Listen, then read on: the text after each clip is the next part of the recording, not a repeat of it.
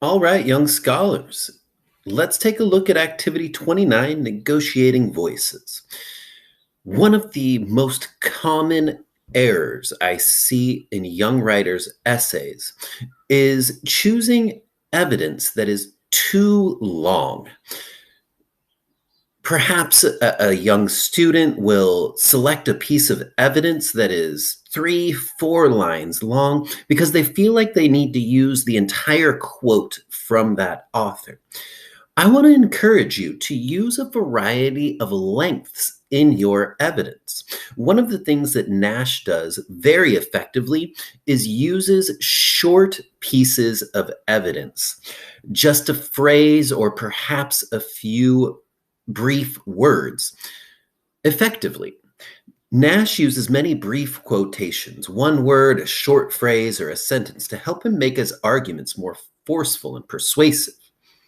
The purpose of this document, this exercise, is to help you identify how writers introduce and explain these short quotations.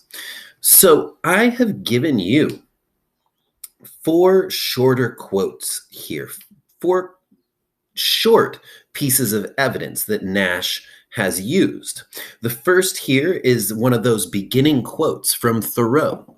The next here is a piece of evidence by Aldo Leopold, another piece by Aldo Leopold, and then a final quote from Thoreau.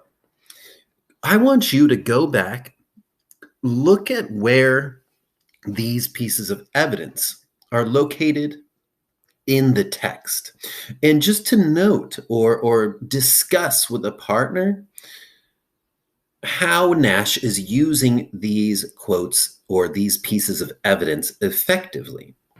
Then I want you to go through and locate some short quotations from the text, maybe a word or a short little phrase or a short sentence that can help you to make your arguments stronger.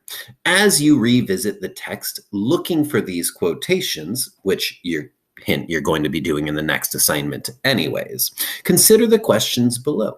What parts of this essay are most relevant to this assignment and your claims? What parts do you agree with the most? Those might be some strong pieces of evidence.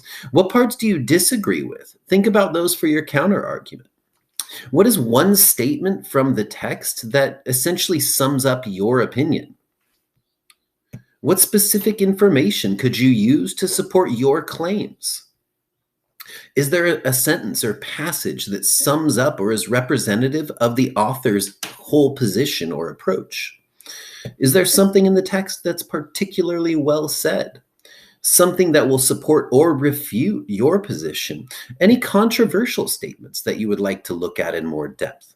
So this assignment, this activity is merely one of discussion, reflection, and going back and looking at that text now in the light of someone who is, or in the view of someone who is looking for evidence to support or disagree with your ideas.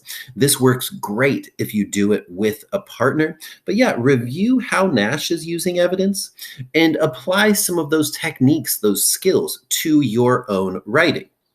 That's it for this one, young scholars. You may move on to Activity 30.